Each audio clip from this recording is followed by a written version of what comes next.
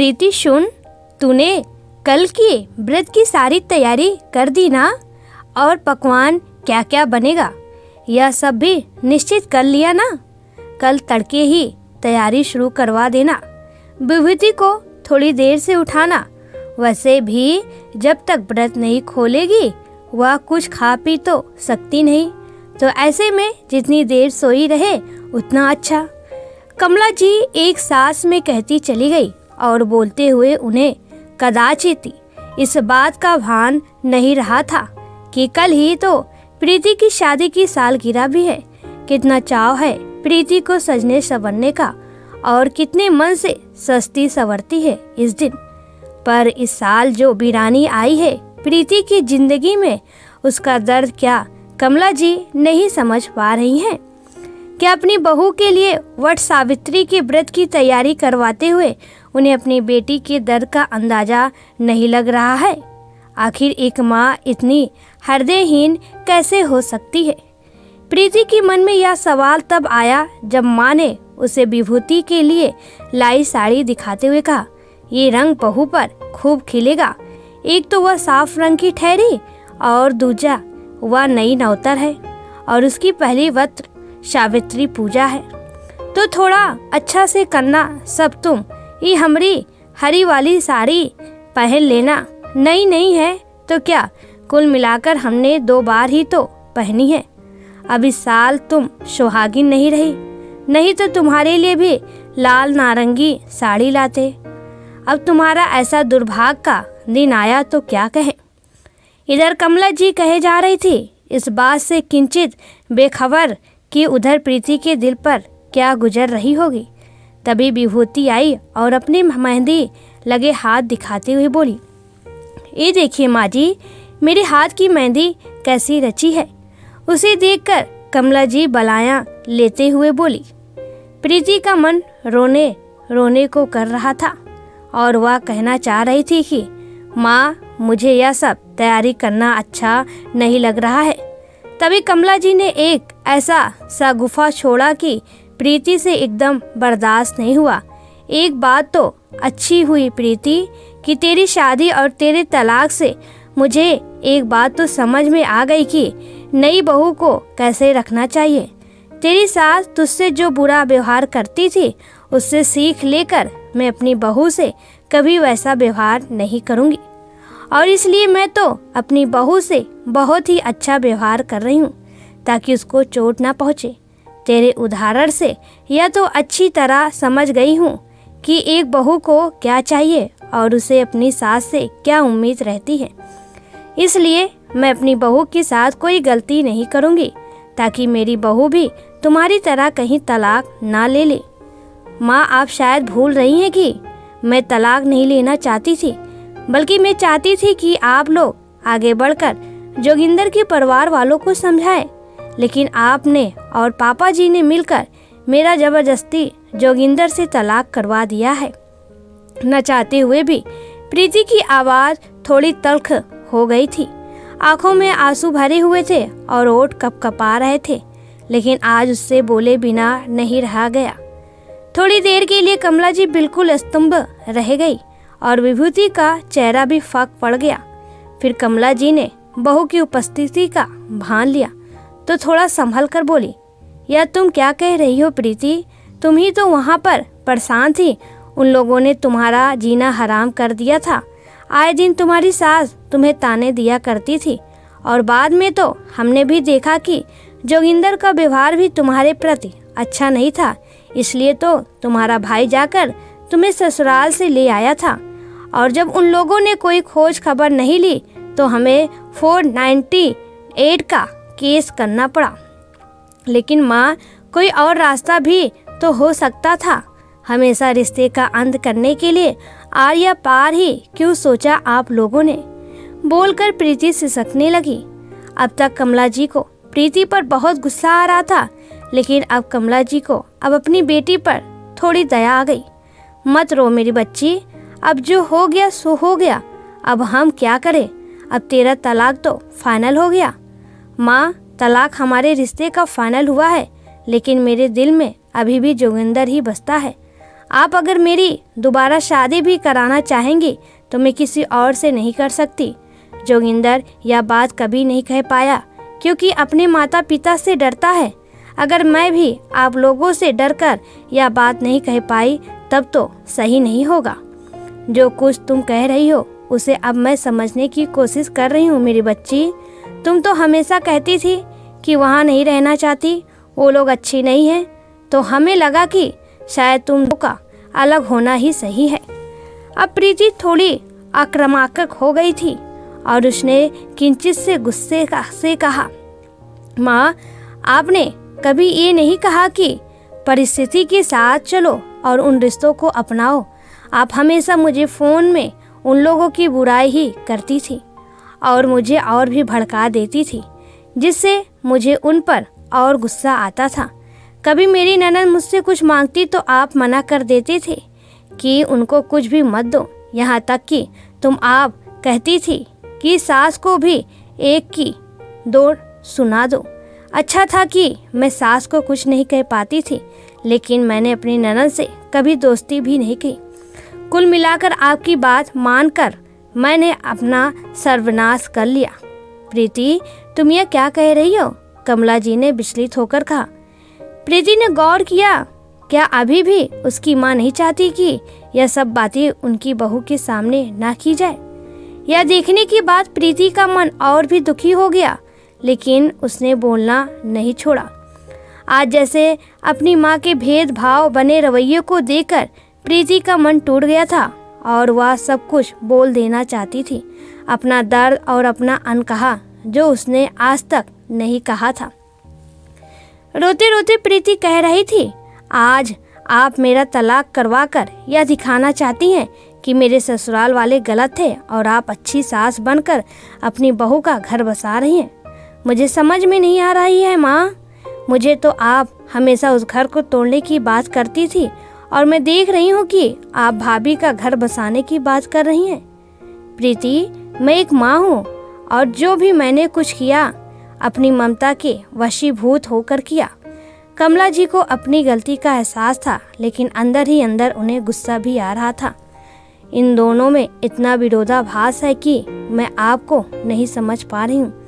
आपकी अंधी ममता ने मेरा घर उजाड़ दिया। मैं तो यह चाहती थी कि आप और पापा उन लोगों को समझाए कि वह लोग मुझसे खराब व्यवहार ना करें, और साथ ही आप मुझे कुछ और भी चीज़ें समझाओ कि घर कैसे बनाते हैं और रिश्ते कैसे संभालते हैं। लेकिन आपने मुझे रिश्ता तोड़ना सिखाया, जोड़ना नहीं। आज प्रीति की जुबान पर कोई लगाम नहीं था। उसे बहुत दर्द हो रहा था। वो भी सुहागन की तरह यह व्रत करना चाहती थी। अपनी 2 साल की शादीशुदा जिंदगी में उसने सब व्रत बड़े मन से किया था और सुहागन की तरह सजकर उसे बहुत अच्छा लगता था। लेकिन आज उसे बड़ी शिद्दत से एहसास हो रहा था, क्या वह सुहागन नहीं रही और अब वह ऐसे श्रृंगार नहीं कर सकती जैसा कि उसकी भाभी कर रही है। और उसे बहुत जोर से जोगिंदर की याद भी आई और अपने मन ही मन में उसे लगने लगा कि अब वह सुहागन जैसा नहीं रह सकती। उसे आज मैके में अपना श्रृंगार उतारकर श्रृंगार विहीन होकर अपनी भाभी के लिए उनकी पूजा की थाल तैयार करनी पड़ रही थी। इससे उसकी आत्मा छलनी हो गई। तभी वह अपनी माँ पर इतनी जोर से बरस पड़ी थी, वरना प्रीति हमेशा से शांत रहती थी और अपनी माँ की इज्जत भी करती थी। लेकिन आज उसका मन अपनी माँ की भाभी के प्रति अलग रवैया और खुद के प्रति अलग रवैये को देखकर आहत हो गया था। इधर कमला जी भी स्तंभ हो गई थी। अपनी कम बोलने वाली बेटी के अंदर इतना ज्वालामुखी भरा पड़ा था, यह तो उन्हें पता ही नहीं था। पर बेटा, तुमने आज के पहले कभी अपना दर्द नहीं बताया और तुम जिस तरह से हमेशा खुश रहती थी और जोगिंदर से अलग होने के बाद कितनी बार तुमने कहा कि अच्छा हुआ तलाक हो गया, तो हमें लगा कि तुम खुश हो और इसके अलावा तुम्हें जोगिंदर को कभी याद करते हुए भी हमने नहीं देखा।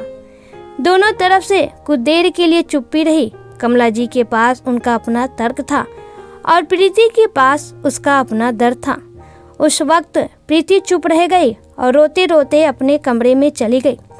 कदाचित ही वह नहीं चाहती थी कि उसकी भाभी के सामने उसकी असफल शादीशुदा जिंदगी की बखियां उधेड़ दी जाए। पर प्रीति की बात सुनकर कमला जी एकदम स्तंभ रह गई थी। हमेशा हंसने मुस्कुराने वाली अपनी बेटी की कड़वाहट भरी हुई बातें और उसकी आंखों में आंसू देखकर वह सोचने को विवश हो गई थी कि तलाक करवाने की कोशिश करके कहीं बहुत बड़ी गलती तो नहीं कर दी है। अभी जोगिंदर और प्रीति की तलाक की आखिरी हियरिंग बची हुई थी। कमला जी ने सोचा कि वह अविनाश जी से बात करके एक बार दोनों की सुलह की बात कहकर देखेगी, लेकिन वह अंदर ही अंदर इस बात को भली बात जानती थी कि प्रीति से एक गलती हो गई थी और दूसरी गलती कमला जी से और अविनाश जी से हो गई थी। एक माता पिता के नाते उन्होंने अपनी बेटी का दर्द तो समझा, लेकिन यह नहीं समझ पाई कि उनकी बेटी के मन में अपने पति के लिए अभी भी जगह। दरअसल कमला जी और अविनाश जी के 2 संतान थे, बेटा विजय और बेटी प्रीति। प्रीति पढ़ी लिखी थी और जब उसने एमए कर लिया तब उन्होंने एक रिश्तेदार के मार्फत आए रिश्ते के लिए हाँ कह दी थी, और जो रिश्तेदार यह रिश्ता लेकर आए थे वह कमला जी के भाई अनिल थे।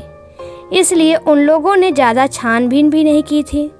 हालांकि प्रीति के ससुर एक रिटायर्ड अफसर थे और उनका बड़ा बेटा जोगिंदर और पीछे 2 छोटी बहन ने नीला और सुशीला थी। प्रीति की सास उषा जी दबंग और बदमाश महिला थी।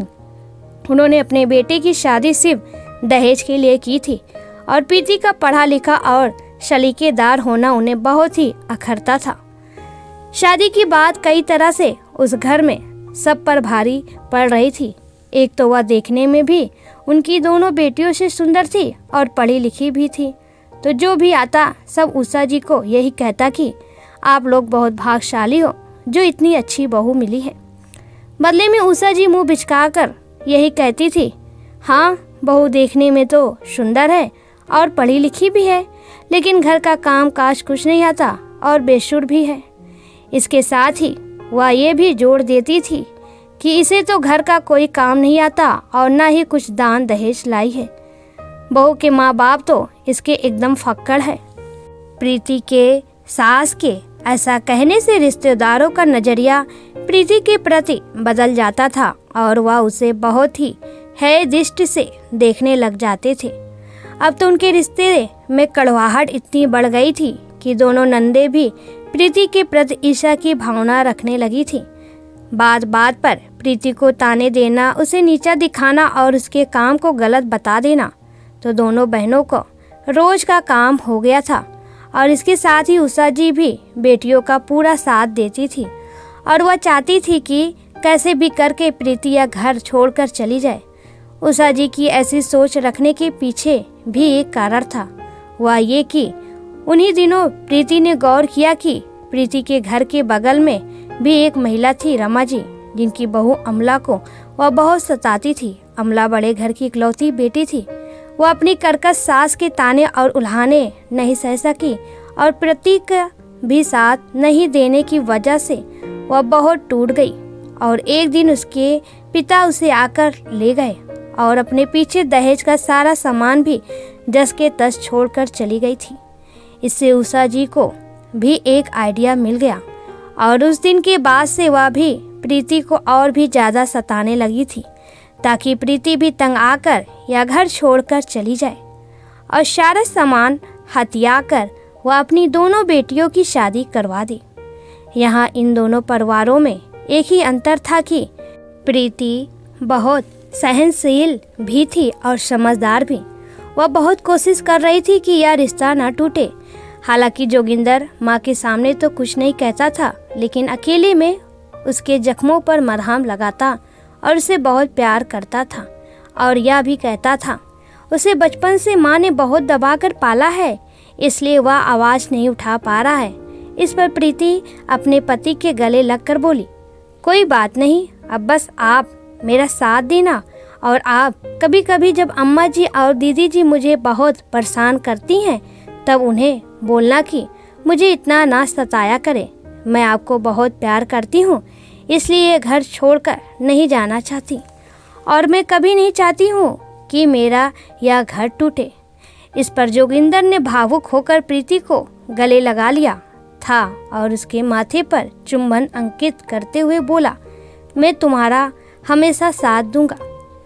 उस दिन सुबह प्रीति के चेहरे पर बड़ी प्यारी सी मुस्कुराहट थी और वह बार बार कनखियों से जोगिंदर को देखती थी और जोगिंदर भी उसकी नज़रों से निहाल हो जाता था। यह बात चुपके से उषा जी ने गौर कर ली थी और उषा जी को जरूरत से ज़्यादा सतर्क कर दिया था। इधर उस रात के बाद जोगिंदर और प्रीति में थोड़ा थोड़ा भावनाओं का आदान प्रदान होना शुरू हो गया था और यह बात उसकी खड़ूस सास उषा जी से छुपी नहीं रही।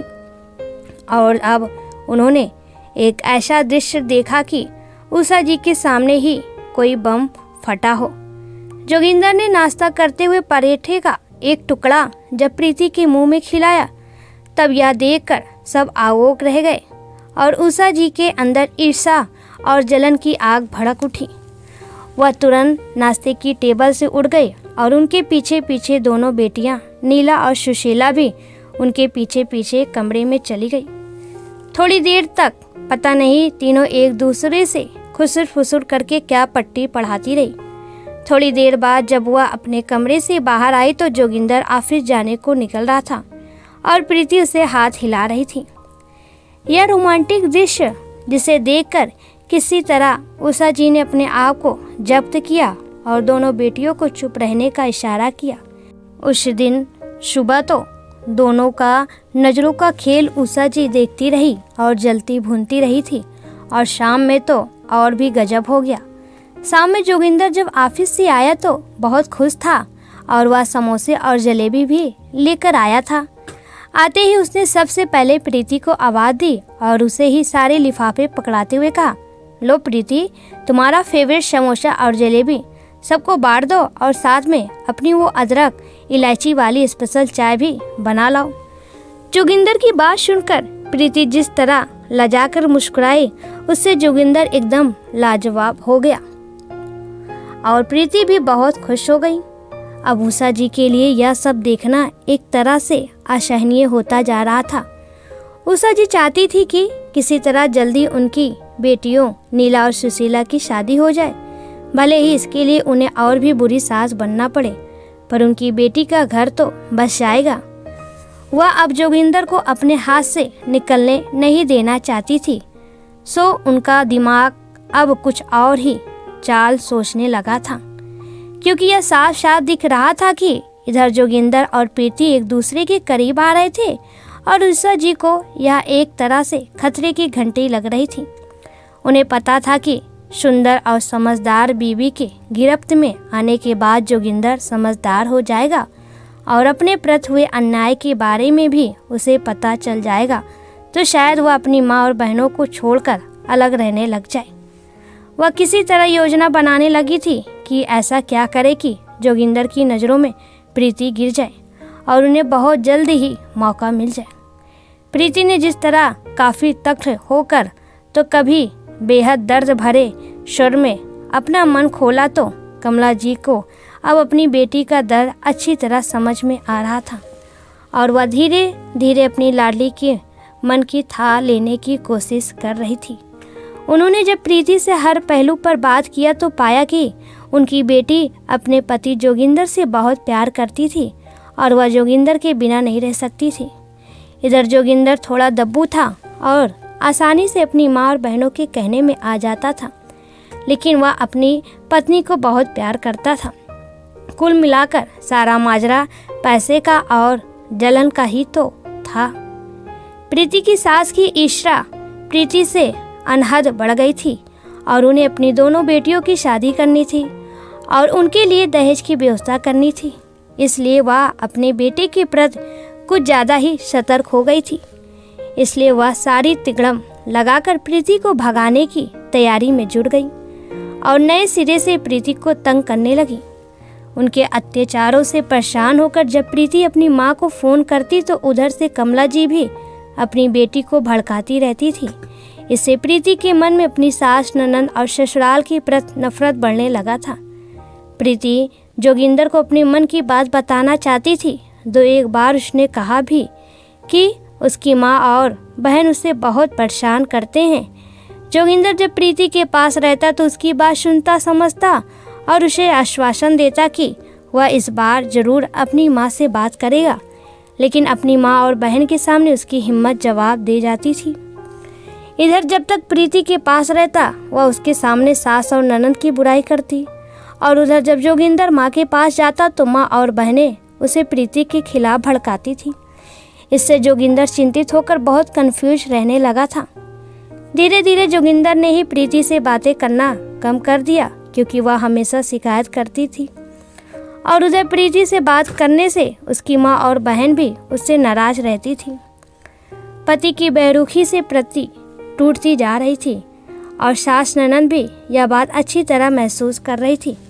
अब जोगिंदर प्रीति को पहले की तरह प्यार नहीं करता है और ना ही उसकी बात सुनता है, और ना ही दोनों को हाथों में हाथ डालकर बाहर घूमने जाते हैं।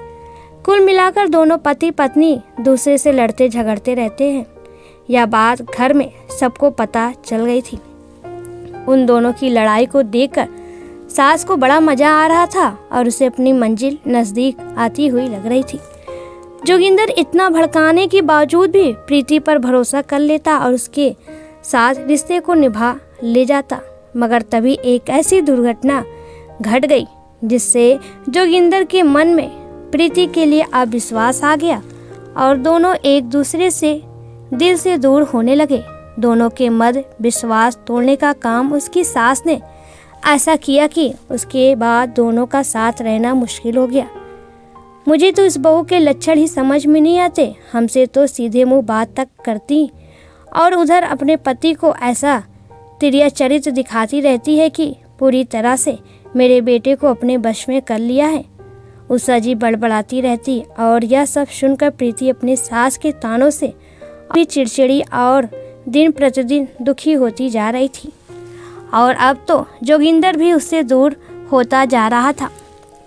फिर भी दोनों में यह विश्वास का और प्रेम का धागा जुड़ा हुआ था, जिस वजह से यह रिश्ता कायम था, और उषा जी ने इस बार उसी धागे को तोड़ने की पूरी कोशिश कर ली।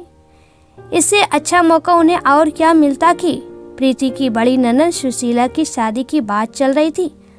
लड़के वाले जब उसे देखने आए तो उन्होंने प्रीति की बहुत तारीफ की।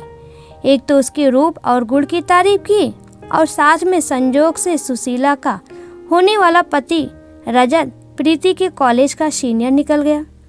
यह तो इत्तेफाक ही था। वैसे इस बारे में प्रीति को पहले से कुछ पता नहीं था। प्रीति के घर वाले उसे बहू का दर्जा नहीं देते थे और उसे घर की कोई बात नहीं शेयर करते थे, इसलिए प्रीति नहीं जानती थी कि आज सुशीला को देखने आने वाला कौन सा लड़का है, उसका नाम क्या है, वगैरह वगैरह। तो देखने में हैंडसम और सलीकेदार रजत प्रीति को यहाँ पर देखकर चौंक गया और फिर उसने सबको बताया कि वह प्रीति के कॉलेज में सीनियर हुआ करता था। फिर बातों ही बातों में कुछ कॉलेज की कुछ समान बातें निकल आई और दोनों किसी बात पर एक साथ हंस पड़े। यह देखकर सुशीला को मिर्ची लगी तो लगी, लेकिन इसके साथ ही उषा जी के दिमाग में एक खुरापाती आइडिया आ गया। वैसे भी उषा जी किसी भी तरीके से प्रीति को नीचा दिखाना चाहती थी और आज उन्हें ऐसा मौका मिल गया और उन्हें यह भी पता था कि ऐसे मौके का फायदा किस तरह उठाया जा सकता है। उस दिन तो मेहमानों के जाने के बाद उषा जी ने सिर्फ उन्होंने सुशीला को भड़काया या कहकर कि देखा नहीं आज अपनी भाभी के लक्षण, तेरी भाभी कैसे तेरे होने वाले पति से हंस हंस कर बात कर रही थी, या कोई भले घर की बहू का लक्षण है। वैसे बात तो बिल्कुल मामूली सी थी। जिस ढंग से इस बात को सबके सामने रखा उससे सबका ध्यान प्रीति पर चला गया और जोगिंदर ने भी अचानक याद करने की कोशिश की तो याद आया कि प्रीति और रजत कुछ बात तो कर रहे थे। रजत प्रीति का सीनियर था, यह बात भी जोगिंदर ने सुना था। वैसे कहना ना होगा कि रजत जोगिंदर से ज़्यादा हैंडसम था और चूंकि प्रीति उसे पहले से जानती थी तो दोनों ने कुछ देर हंसकर बात भी कर रही थी, इसलिए उसके मन में उतना ज़्यादा बुरा ख्याल तो नहीं आया। उस वक्त तो उसे प्रीति पर सिर्फ गुस्सा आया और रजत पर भी नाराज़गी थी। उस शाम को प्रीति ने जोगिंदर से कुछ पूछने की कोशिश की तो उसने बड़ी रुखाई से जवाब दिया, जिसे देखकर उषा जी बहुत खुश हो गई कि दोनों पति पत्नी में अभी भी तनाव बाकी है। बस उन्होंने इस मौके का एकदम जबरदस्त फायदा उठाया। अब इसे संयोग कहें या कुसंयोग, ऐसा हुआ कि रजत की तरफ से सुशीला के रिश्ते के लिए ना आ गई। इस बात से पूरे घर में मातम छा गया। सब बहुत दुखी हो गए। सुशीला जी ने तो रो रो कर पैर पटकना ही शुरू कर दिया और खुद को कमरे में बंद कर लिया। घर का ऐसा गमगीन वातावरण देखकर जोगिंदर को भी बहुत दुख हो रहा था। उसे बहुत गुस्सा भी आ रहा था। वह सोच रहा था कि जाकर रजत से पूछे कि उसने उसकी बहन का दिल क्यों दुखाया। उस शाम जोगिंदर चुपचाप अपने कमरे के टेरेस पर खड़ा था कि तभी उषा जी उसके पास आई और उसके कंधे पर हाथ रखकर बोली, सुशीला का रिश्ता टूट गया बेटा, वो बहुत दुखी है और मेरा मन भी बहुत बुरा लग रहा है, लेकिन मैं समझ नहीं पा रही हूँ ऐसा क्यों हुआ। रजत ने तो सुशीला की फोटो देखकर उसे पसंद की थी, उसे पसंद आ भी रही थी तब तक जब तक कि। इतना कहकर उषा जी ने जानबूझकर अपनी बात अधूरी छोड़ दी। जोगिंदर ने अपनी माँ की तरफ देखा और उससे भी आश्चर्य हुआ कि आखिर माँ ऐसा क्या कहना चाह रही हैं। इसलिए उसने अपनी बात पर जोर देकर बोला, क्या बात है माँ, खुलकर बताओ ना। रजत ने सुशीला से रिश्ते के लिए क्यों मना कर दिया? जोगिंदर की जिज्ञासा और बढ़ाते हुए उषा जी ने बड़े ही धीमे स्वर में बोला, बेटा मुझे लगता है कि तुम्हारी पत्नी प्रीति का कॉलेज के समय में रजत के साथ कोई चक्कर चल रहा था। देखा नहीं, आप दोनों एक दूसरे से कितने हंस हंस कर बात कर रहे थे और रजत को तो सुशीला पसंद आ गई थी, लेकिन प्रीति ने आकर सब गड़बड़ कर दिया। देखो बेटा, हो ना हो प्रीति ने ही उसे फ़ोन करके मना कर दिया होगा कि वह सुशीला से रिश्ते के लिए मना कर दे, क्योंकि एक तो वह अपनी किसी ननद को पसंद नहीं करती और दूसरा वह क्यों चाहेगी कि उसके प्रेमी की शादी उसकी ननद से हो। उषा जी ने तो अपनी ईर्ष्या और जलन की बातें कह दी और इधर जोगिंदर के कान में लग रहा था कोई पिघला शीशा उड़ेल रहा है। आज तक भले वह और प्रीति आपस में लड़ते झगड़ते थे, लेकिन जोगिंदर को विश्वास था अपनी पत्नी के प्रेम प्रसंग के बारे में सुनकर जोगिंदर का दिमाग भन्ना गया। जोगिंदर को अचानक से प्रीति बेवफा लगने लगी और उसके मन में उसके लिए गुस्सा ही गुस्सा आ गया।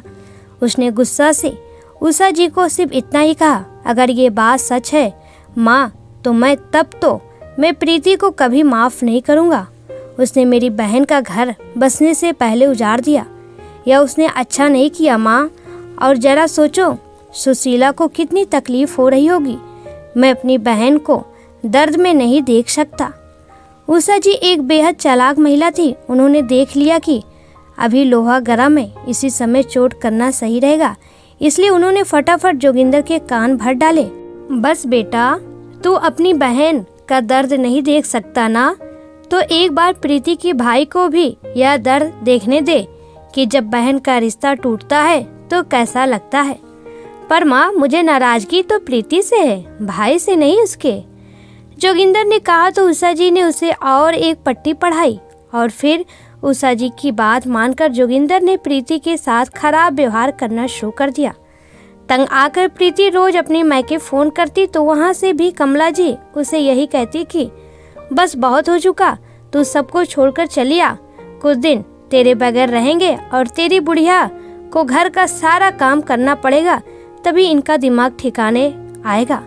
क्योंकि जोगिंदर के मन में प्रीति के लिए अविश्वास आ गया था, इसलिए वह प्रीति से ढंग से बात भी नहीं करता था। यह देखकर प्रीति भी उसे चिढ़कर रहने लगी थी। इससे रिश्ते के नाजुक धागे भी टूटने लगे थे। उसके बाद तय प्रोग्राम के मुताबिक रक्षाबंधन पर प्रीति का भाई विजय जब उसे मैके लिवाने को आया, तो उसके बाद जब वह मौके आई तो कमला जी ने उसके कान भरकर उसका दिमाग इतना खराब कर दिया कि उसने जोगिंदर और ससुराल वालों से बातचीत करना ही बंद कर दिया। प्रीति मैके से तो आ गई थी और शुरू में उसके मन में बहुत गुस्सा भी था। उसके मन में एक मान भी था कि एक ना एक दिन जोगिंदर उसे मनाने के लिए आएगा। वैसे तो वह गुस्से में उसे फ़ोन नहीं करती, लेकिन हर दिन उसके फ़ोन का इंतज़ार करती थी।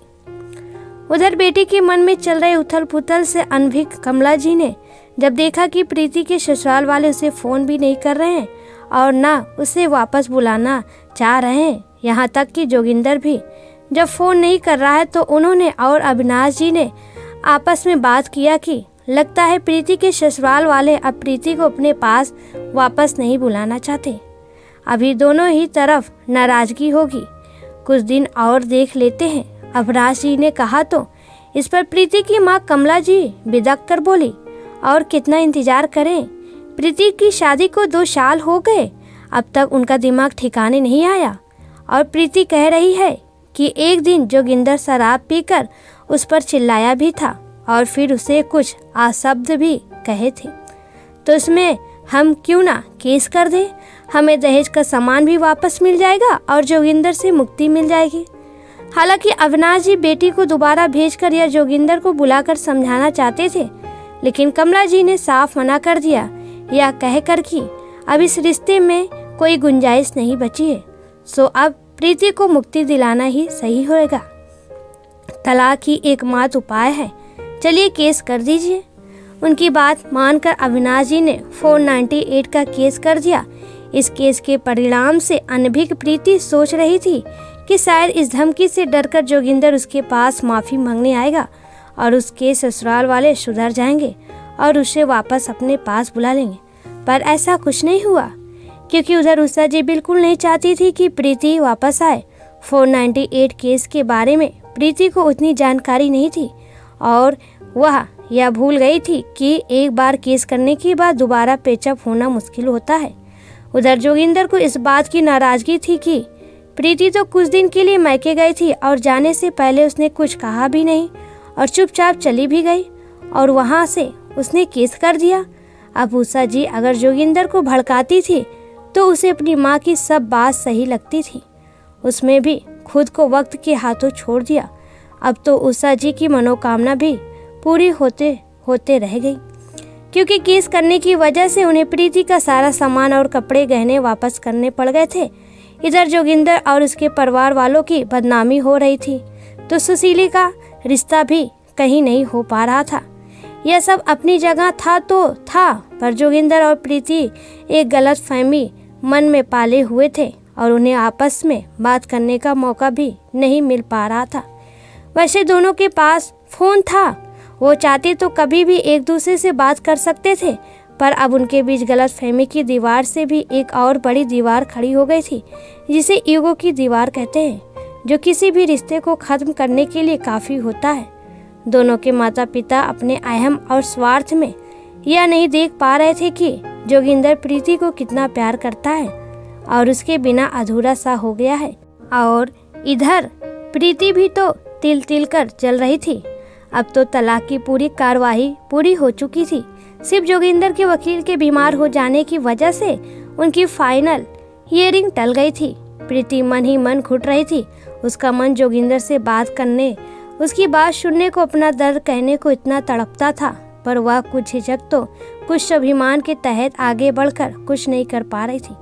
मन ही मन रोती रहती और घुटती रहती थी प्रीति, और अब उसे अपनी दुनिया वीरान लगने लगी थी। उसने तो सोचा ही नहीं था कि बात इतनी बिगड़ जाएगी। निकली थी वापस जाने को, और अब माता पिता के अंधे प्यार ने उसकी वापसी के सारे रास्ते बंद कर दिए थे। उधर जोगिंदर की तड़प की तो बात ही अलग थी। वो बेचारा तो अपने मन की बात किसी को कह भी नहीं सकता था। उसकी माँ उषा जी खुद अपने ही बेटे की खुशियों की दुश्मन बन बैठी थी, तो कोई क्या कर सकता था। दोनों बहनें भी अब जोगिंदर से बहुत कम ही बात करती थी और घर का माहौल बहुत ही तनावपूर्ण रहता था। खैर, प्रीति के ससुराल का माहौल खराब था ही, पर इधर प्रीति के घर में एक बदलाव आया था, जिससे प्रीति बहुत विचलित हो गई थी। अब घर में प्रीति के बड़े भाई विजय की शादी की बात चलने लगी थी। प्रीति को उस दिन बहुत दुख हुआ जिस दिन लड़के वाले तिलक करने आए और उसकी माँ ने उसे मेहमानों के सामने आने से मना कर दिया था।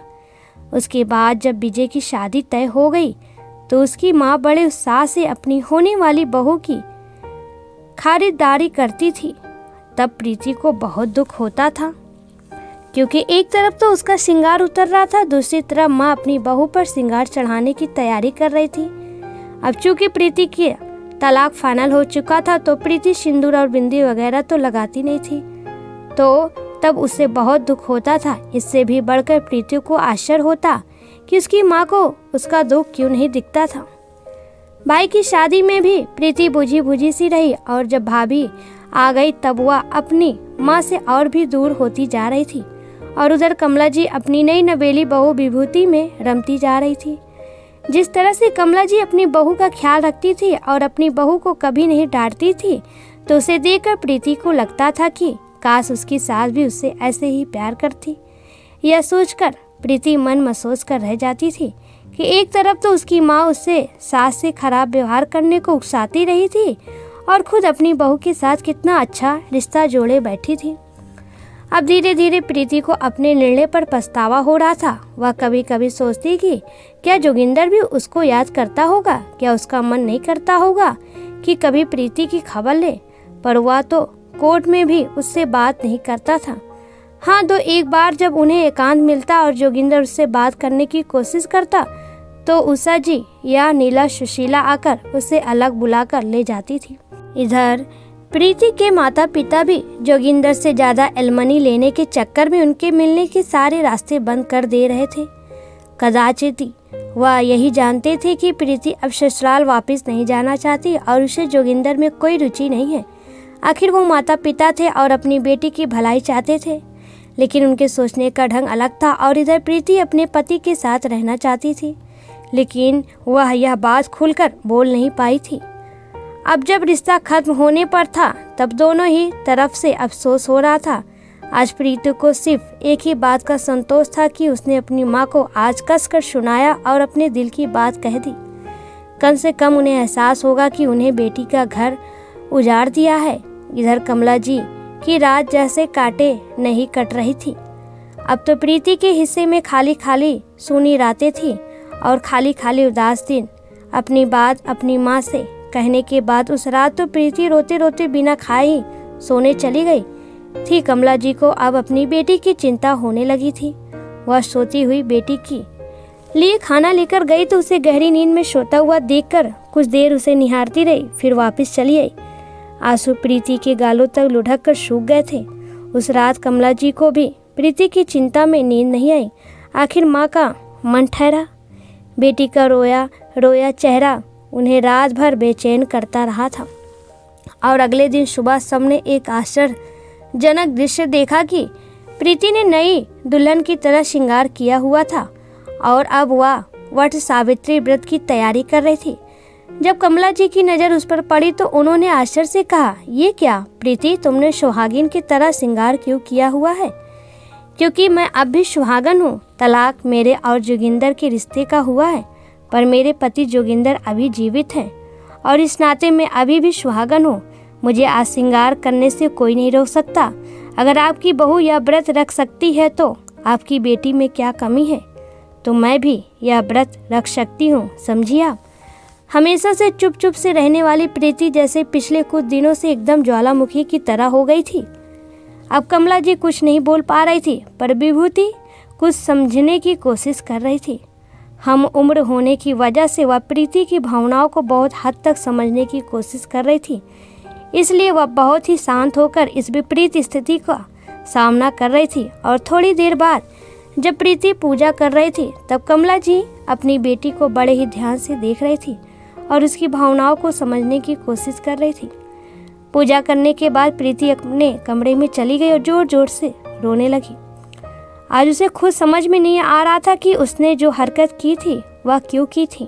क्या उसके मन में जोगिंदर से मिलने की इतनी लालसा है, या क्या वह फिर से जोगिंदर के साथ रहना चाहती है? पर अब क्या करे प्रीति?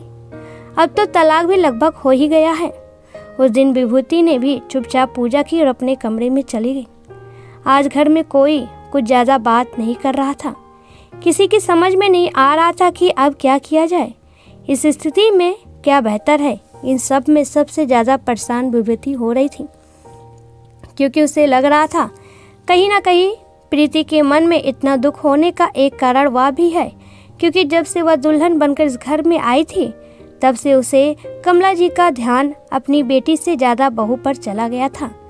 विभूति की ऐसा सोचने के पीछे एक कारण यह भी था कि इन दिनों बार बार प्रीति अपनी माँ को यही कहती रहती थी कि आप अपनी बहू पर ध्यान ज़्यादा दे रही हैं, बेटी पर नहीं। इस वजह से विभूति को और भी बुरा लग रहा था और सुबह तक उसने फैसला कर लिया कि उसे क्या करना है। मुझसे प्रीति जीजी की हालत देखी नहीं जाती। मैं आगे बढ़कर कुछ करूं तो शायद माँ जी को या उनको अच्छा ना लगे, इसलिए आपको मेरी मदद करनी पड़ेगी। अपनी पत्नी की बात भला विजय कैसे टाल सकता था।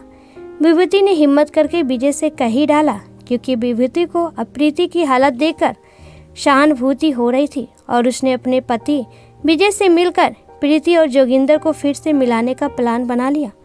अभी अगले महीने प्रीति और जोगिंदर के तलाक की आखिरी हियरिंग थी, सो जो भी करना है उसके पहले ही करना था।